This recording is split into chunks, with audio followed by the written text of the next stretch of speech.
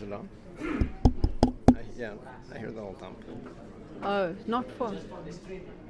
Aha. It's for the streaming, so you might have to talk up. Okay. Good evening, everybody. My name is Jason Gold. I'm the president of the Association of Jewish Princeton Alumni. We're one of the sponsors of tonight's... is the mic actually even working? I didn't think so. It's working for the live stream. Okay. So my name is Jason Gold, and I am the president of the Association of Jewish Princeton Alumni, and we're one of the hosts this evening. We're super excited to see so many people here, to see such a incredibly important and thoughtful speaker. And there's a whole bunch of people to thank who all contributed to making this happen. First of all, I would like to thank Jewish Alumni Strong. Jewish Alumni Strong is an organization that's acting as an umbrella for the many Jewish alumni organizations that are around the country, and is providing resources and information and community among the broader national Jewish alumni community. And without them, none of this would have happened, including the amazing catering. I hope you had the pastrami, because it was pretty epic. And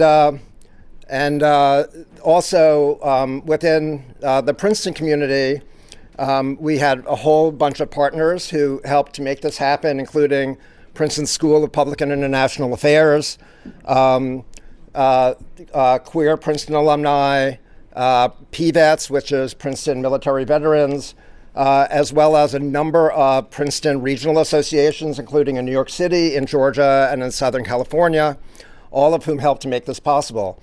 Just so that you know, this is also being live streamed, and we have about double the number of people registered for the live stream as we have in this room right now. So the audience is beyond the end of this room, if you think about it that way. And so the whole purpose of AJPA is to provide opportunities to build community within the Princeton Jewish alumni community. We're in close contact with the university, and we are in close contact with Jewish students as well as Jewish alums, including the Center for Jewish Life, which has also helped to get the word out about this and other events, and Princeton Chabad. And so I guess the point is that we couldn't do this without having a lot of other folks who really helped to make these kinds of things happen. And just briefly, the other kinds of things we do are not just informational sort of speaker-driven events like we have tonight, but we have social events, we have cultural events.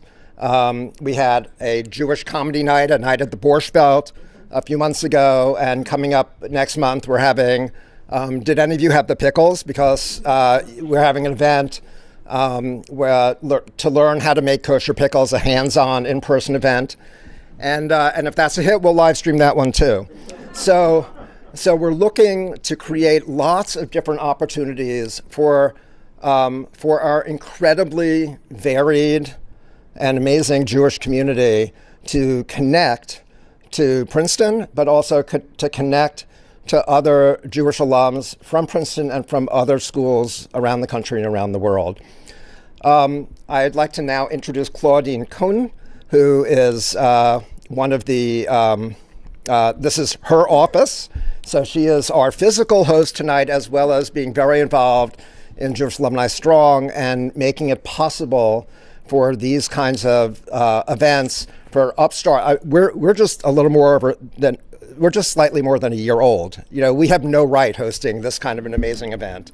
But with the help of Claudine and Beth, who's on the board, on both boards of AJPA and Princeton Alumni Strong, Jewish Alumni Strong, that is yet another amazing partnership. So Claudine, thank you personally, and speak up.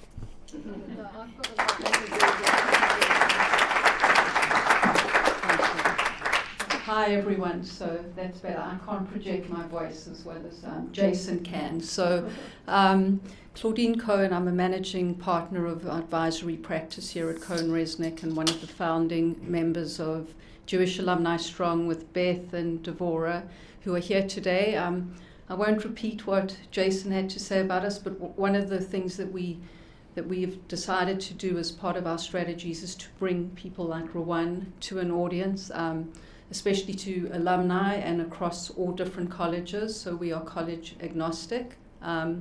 So maybe I'll just talk a little bit about Rawan. We met earlier this year through a good friend of mine who's in Israel. We've stayed in touch, and I just think, Rawan, you're a very brave person. You've done so much, especially since October 7th, just to advance the cause for Jews around the world and for Israel. Just for those of you, just briefly, Rawan is a Syrian-born German activist and a writer advocating Arab-Israel normalization. She was raised in Lebanon in an anti-Semitic environment and became a self-described Arab Zionist after studying Islamic and Jewish studies at Heidelberg University. She founded Arabs Ask after October 7th to counter anti-Israel misinformation and appears in the documentary Tragic Awakening. So Rawan, welcome, and just very happy to have you here.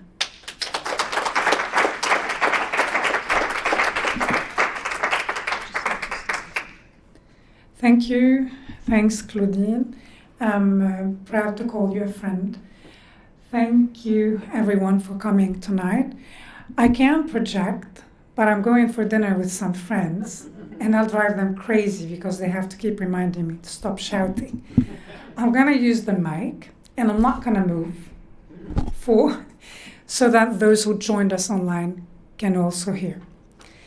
So I'm going to try and speak for around 30 minutes because I would rather give more time or equal time for Q&A. This is my favorite bit.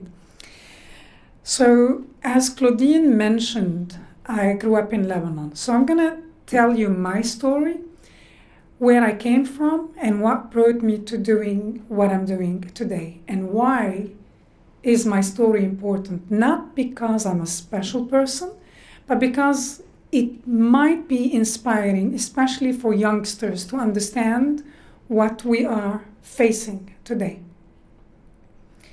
So I'm half Syrian, half Lebanese. My father is Sunni from Damascus. My mother is Shia from the Bekaa Valley.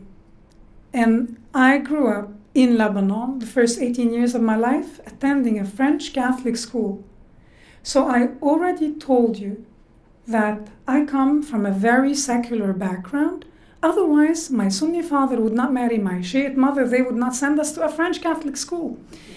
We even had a Christmas tree when I grew up because my father thought it was the sweetest of traditions for kids. Religion was irrelevant in my upbringing.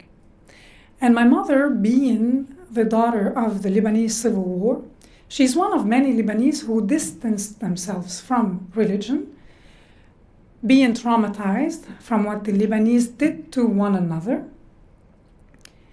I grew up in a liberal, middle-class, tolerant surrounding.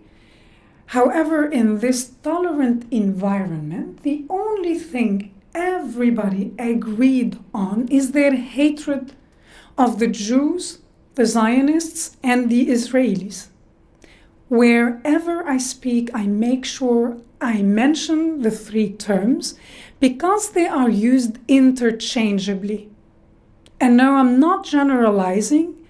I lived in 4 different Arab countries. So believe me when I say we do not make a distinction. This farce of people being anti-Zionist, not anti-Semitic, is the product of modern propaganda. But let's go back to my story. I'm not proud of it, but when I was a teenager, I was one of Hezbollah's biggest fans. I was an atheist, yet, like many Lebanese, I thought that Hezbollah were the only brave heroes who dared defy Israeli occupation. They were the only ones who occasionally kidnapped or killed an Israeli to score against the occupiers. I say this because I want to share with you that I fully understand where the useful idiots today come from, why they believe what they believe. And it was super easy to hate the Israelis. When I was a teenager, Israel occupied South Lebanon. It did. And whatever we were told about the Jews, whatever the state wanted us to believe, was agreed upon by everybody on the left or the right side of the political spectrum. Everybody told a consistent narrative about the Jews. Everybody, I mean all the intelligent people in one's life, our parents, our teachers, the clever famous ones you see on television and those who wrote in the newspaper, told a consistent story. And there were no Jews to contest whatever we are told about them.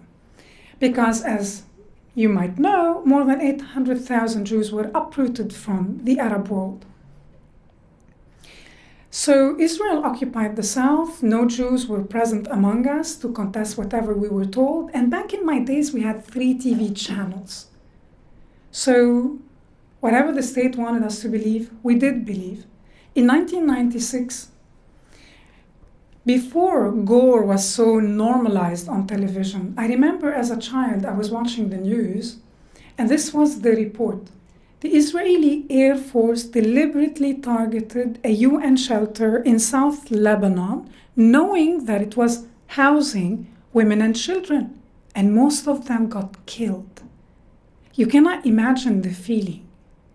Of course, it fills you with hatred, especially when you are bombarded afterwards with experts telling you, this is typical, this is what the Jews do. I grew up in that environment. But I also learned, attending a French Catholic school, another type of anti-Semitism. So every year around Pesach, around Passover, the entire school gathered in the theater and we watched the same film, The Passions of the Christ.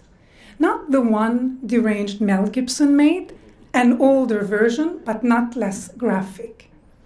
And it was traumatizing for a child. We concluded every year when we watched it that the Jews could have spared Jesus' life. Instead, they saved a thug.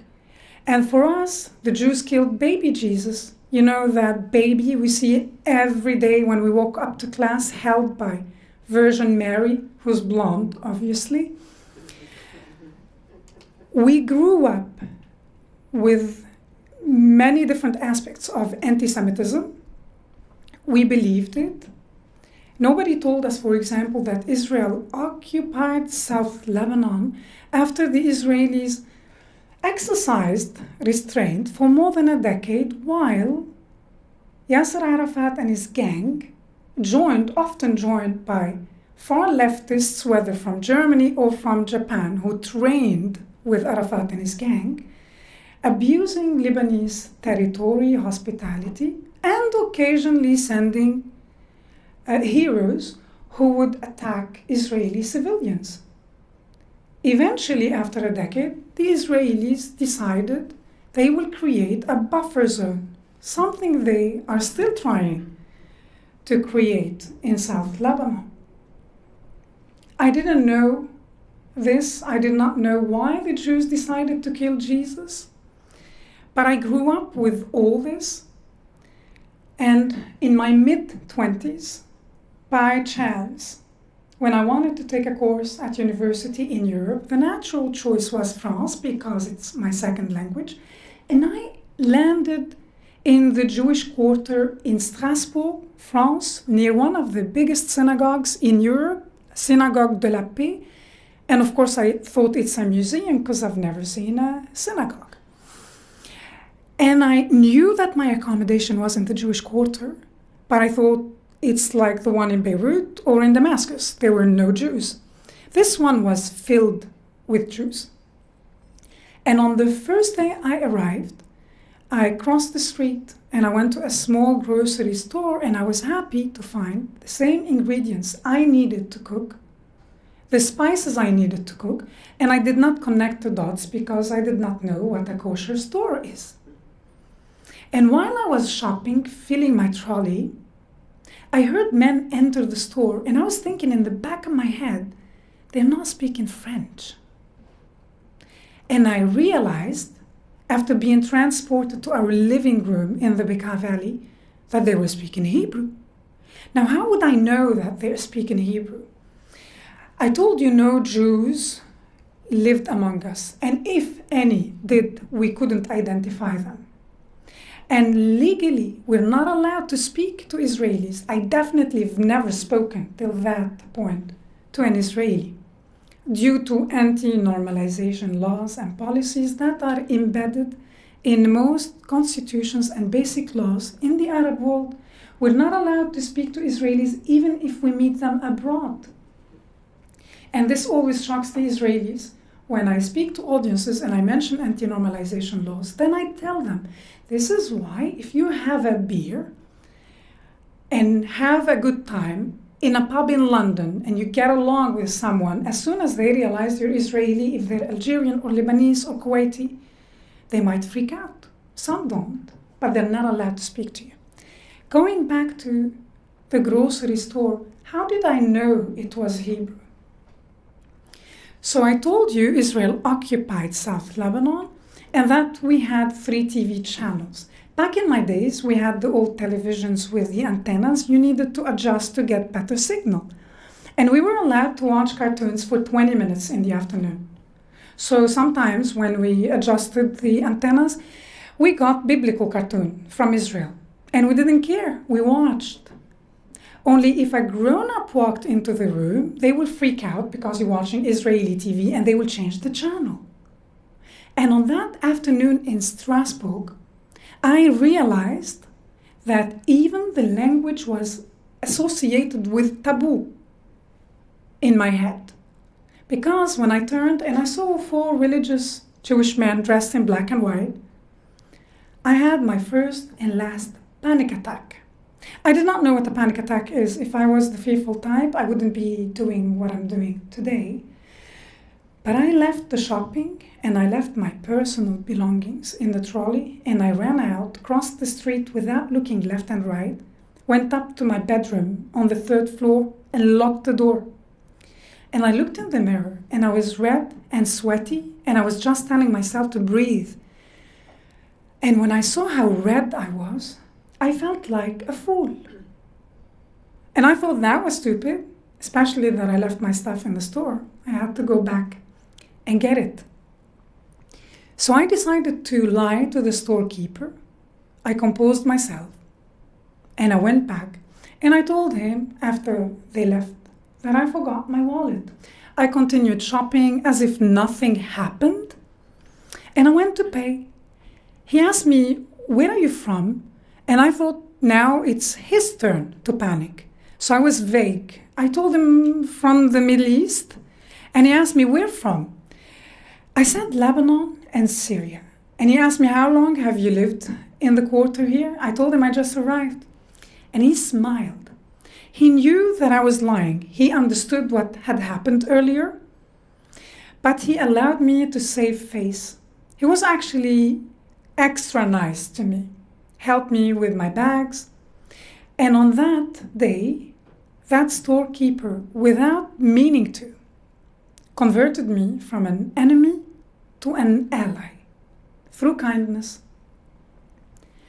For weeks, I was thinking, why did my body react this way? The men didn't even look at me. And I realized that I was shocked because for the first time in my life, I was sharing the same space with the Jew, the enemy. And I asked myself, why is the Jew the enemy? I've never spoken to a Jew.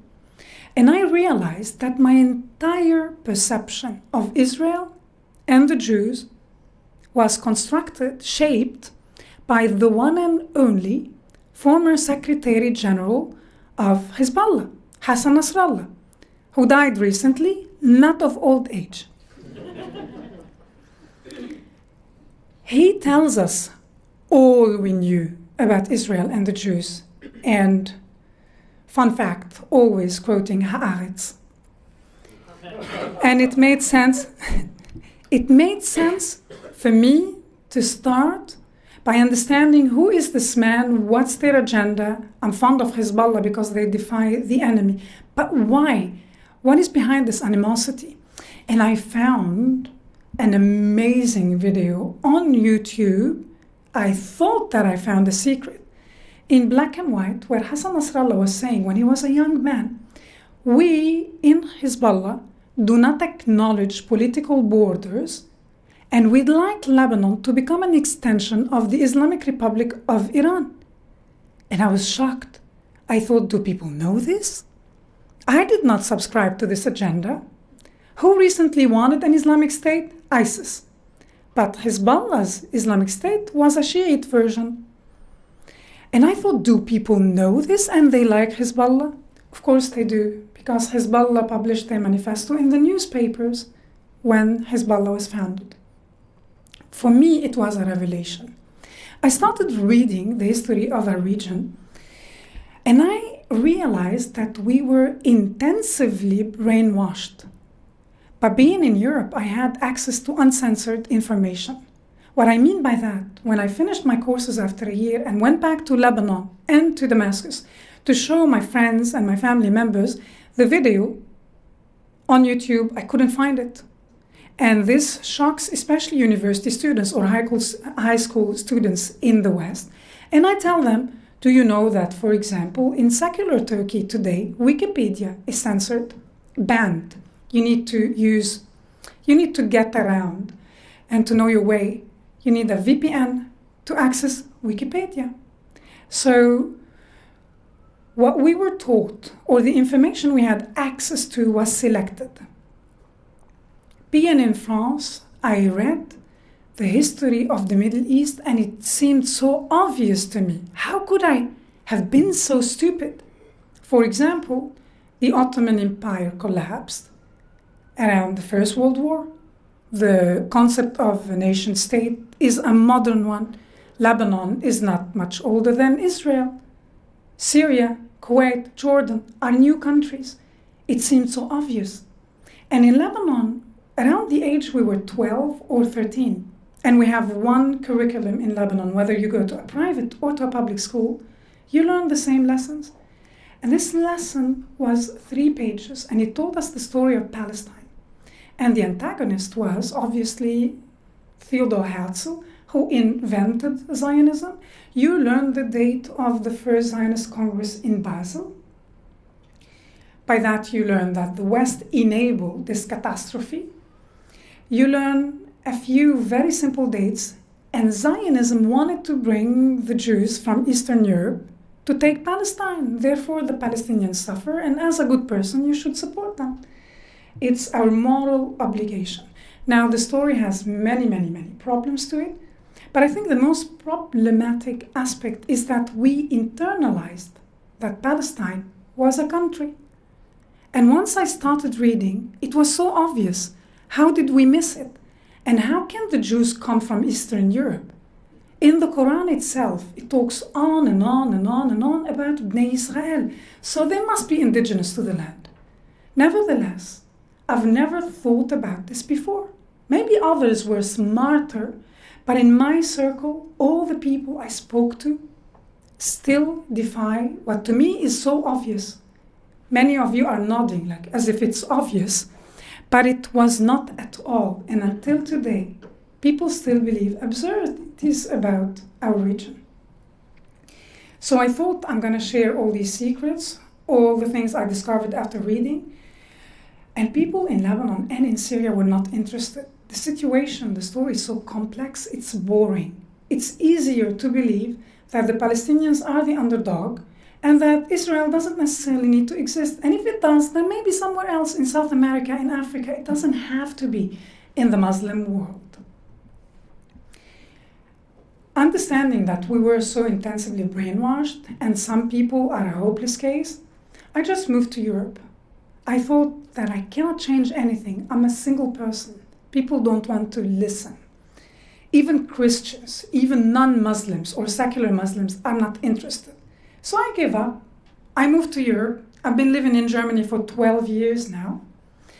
And in 2015, Angela Merkel says, and she meant well, I believe, wir schaffen das. We can manage, you're welcome. And she welcomed into the country around 1 million, mostly men, Syrians, and don't get me wrong. I'm half Syrian and I think the world let the Syrian people down. However, the solution was not to bring into Germany, out of all places, mostly men who are misogynists and anti-Semitic. And I dare say this because I lived in Syria for 4 years. I bought my copy of Hitler's Mein Kampf for less than $1 in Damascus, as well as the Protocols of the Elders of Zion. People treat those books as treasures. The Protocols of the Elders of Zion, I debated academics who think it's a real book. And those were invited into Germany, which was very upsetting for me because from all I know about the Lebanese civil war, and until now, the Lebanese do not touch this topic. There is no process of reconciliation, of understanding what happened during that war. I thought if there is an Israeli embassy in Germany and a German embassy in Israel, if we have this ongoing reconciliation process between the Germans and the Jews, anything is possible. And if this model, this reconciliation process succeeds, we can